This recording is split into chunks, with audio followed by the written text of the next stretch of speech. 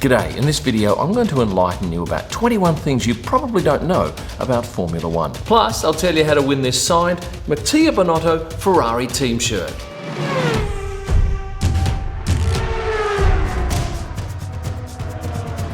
Number 1. Did you realise that F1 cars often get spray painted? They get sent to a panel repair shop when they're away from their home bases. Typically the paint job on an F1 car lasts 2 or 3 races because of stone chips and wear and tear.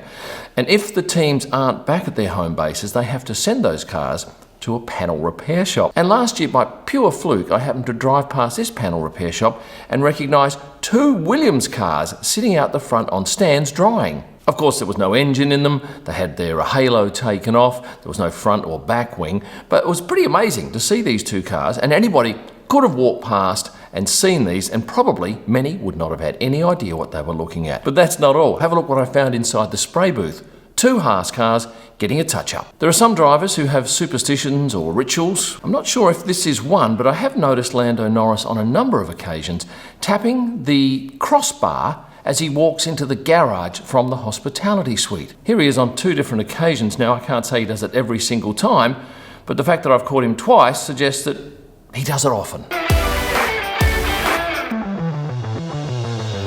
Did you know that some, and perhaps all drivers, have on their race suits a strap underneath their feet? Why? Well, it's to stop the suit riding up. And the only reason I can tell you this is because twice I've noticed Daniel Ricciardo with that strap. Once in a race in 2019, when I found him down in the media pen minus a shoe because he'd given it away. And here we are at Monza last year after he'd won the Italian Grand Prix and held up his foot to show that indeed he did not have a shoe on, but there you can very clearly see that there is a strap. As far as we can tell, Lewis Hamilton is the only driver with a stylist. In Lewis's case, it's Law Roach out of New York. And Law will typically select outfits for Lewis to wear. Sometimes he'll source them, other times Lewis may go out and buy them. But essentially, it's Law's job to make sure Lewis is consistently standing out from the crowd. And in terms of Lewis's fashion, there's no one like him in the paddock. Did you realise that the F1 teams often have final say in what the drivers post on their social media? You'd think that they would get full control over that, but no, that's not the case. Many, if not all of them, have included in their contracts a clause that says, we get the right to veto what you say. And that's obviously to save the team any embarrassment if the driver goes, say, rogue. If you've ever been in pit lane, you would have noticed that the pit wall boxes that sit along the actual wall of the track differ in size. And that's because not all teams need the same number of people out there on pit wall. If you have a look at a team like Mercedes, they've got 5 seats in their box. You've got Alfa, Alpine, Haas and Williams with 6 seats in their pit wall box. Red Bull, Ferrari and McLaren have 7, and the larger boxes are with Aston Martin and AlphaTauri, and they seat 8. This is an interesting one. On a couple of occasions I've had people contact me after I've posted pictures of them at the track on social media. And they've claimed that you've invaded my privacy, you have no right to include my picture anywhere. Well, let me tell you that when you buy a ticket to an F1 race, or you're given a ticket, you automatically agree to a set of terms and conditions. And the one that you need to be aware of is this one. The associated entities have the right to admit any authorised photographers into the circuit, say me, for photography and or video recordings for future advertising and promotional purposes without any requirement for permission from any entrant whatsoever. So the next time you think you haven't given permission for people to use a particular image of you or vision of you, know that you have already agreed to give people that right by buying or accepting that ticket. The majority of F1 drivers wear Bell helmets, but there are 4 different suppliers of helmets in the paddock. However, every supplier supplies the same helmet to their drivers. So of the 10 or 11 Bell drivers, they'll all be wearing the same helmet. The only differentiating characteristics is the paint job and these clear wind deflectors which are customised for each driver. The other day I went through my picture library on my laptop here and I wanted to know which 3 drivers topped my number of photos. Lando Norris is my most photographed driver, second is Pierre Gasly, and third is Charles Leclerc.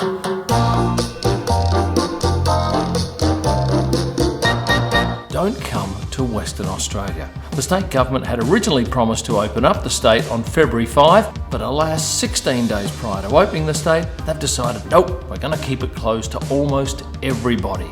Some compassionate cases allowed in, but with 14 days quarantine. So as it stands now, it's virtually the same situation as we had last year. Thanks, WA. This year, the F1 drivers range in age from 21 to 40, the youngest driver being Yuki Tsunoda, and then they range all the way up to the oldest driver, the most experienced, Fernando Alonso from Alpine. At this point, let me tell you that one of my most popular F1 books last year was the Monza 1-2 from McLaren. And given the success of that customised photo book, I'm going to do more of them in 2022. So you'll find books for major races like Miami, Silverstone, Suzuka, and a whole host of others. At the moment, there are about 25 different books on offer at kimillman.com, and if you're after one, just get online now, order it, and they're sent to most countries around the world. See this badge? This gets me into every single race during a season. It's a permanent media accreditation badge. This little sticker gets me onto the grid at certain races. But what is the most valuable pass?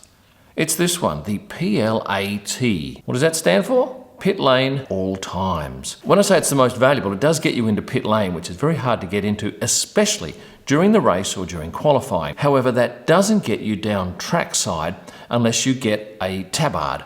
And a tabard is the thing that we have to wear when we are trackside. It has a number on it, and if there's any drama, race control can always look at that number, and then if you've done something wrong, they chip you. The weight of a driver is very important. And if we have a look at this year's lineup of drivers, they range in weight from the lowest, which is Yuki Tsunoda at 54 kilograms, and the heaviest, surprisingly, Lewis Hamilton and Nicholas Latifi at 73 kilograms. So is there an advantage to being a light driver? Yes, there is. But remember, the 80 kilogram minimum weight is for the driver and the seat. Now the seat itself weighs anywhere from 1 to 2 kilos, not very heavy. And it's not actually connected to the car in any way. It's sort of sat down into the cockpit using 4 bolts that aren't screwed in. It's simply to hold them in position, and then the seat belts strap the driver and put pressure down onto the car so that the seat doesn't move about. But getting back to 80 kilograms, if you're a Yuki Tsunoda and you're 54 kilos and your seat's say 2, you've still got 24 kilos of weight to put in, but the team can spread that weight around the car as they choose, and that allows for better weight distribution. What is the fastest speed an F1 car has been clocked at? I happen to know the answer, having done some research. I can tell you it was this man here in the 2016 Mexican Grand Prix. He recorded a race speed of 372.5 kilometres an hour, which is just over 231 miles per hour. But what is the fastest overall speed, not in a race? Well, that will once again be accredited to Valtteri Bottas, 2016 European Grand Prix, when he managed 378 kilometres an hour. And at those speeds, you'd want to have your wits about you. For those of you that know what a tear-off is, you can just not pay attention for a second. For you novices, the tear-off is the clear plastic strip that goes over a driver's visor and can be torn off when it gets dirty. And I asked one of the technicians, in this case Michael Ormenti from Bell Helmets, what is the maximum number of tear-offs that you can have on a helmet? And the answer is 10. And who puts them on? Well, it's the helmet technician. In this case, Michael Ormenti. And of all the tear-offs, I like Valtteri Bottas as the best because he's got the finished flag. Can you run an F1 track in reverse? No, and there are a couple of reasons. For a start, the runoff areas are designed such that a car that can't brake has plenty of room to stop. And the other factor is that there are various entrances to the track when it's run in the normal direction, which allows service vehicles to enter and exit. And when the cars go in this particular direction, if they happen to be out very wide and they hit that barrier, they're probably going to keep going unless they hit it at a right angle, and that's not going to be at any great speed. However, if you reverse the direction the cars run and suddenly they're heading up that straight and one of them plows into that orange section of the end of the concrete wall, that car is going to come to a very sudden stop, and that's one of the reasons why you can't just reverse the direction of a track.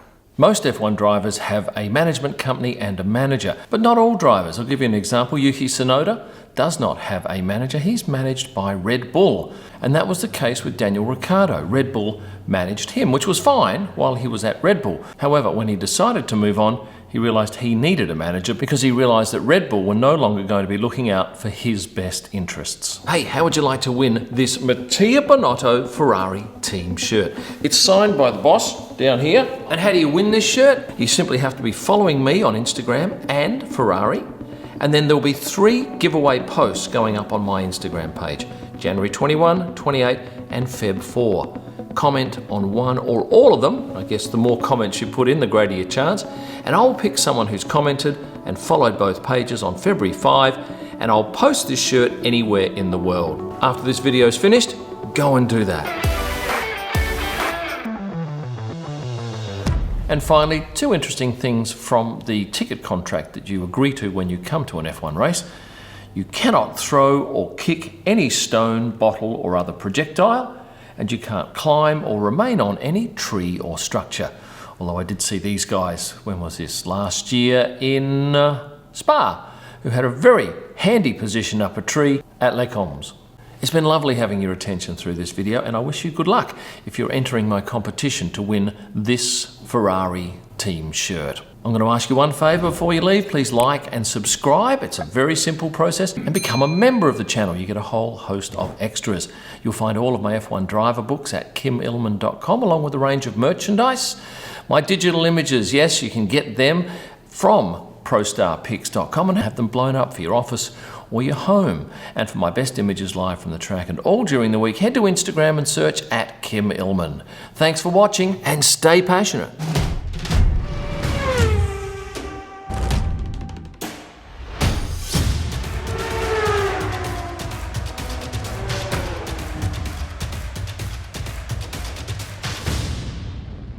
Hey, how'd you like to win this? Hey, how'd you like to win this? Hey, how would you like to win this? Hey, how would you like to win? Go to my Instagram page. Go to my Instagram page. Go to my Instagram page and make your... Go to my Instagram page.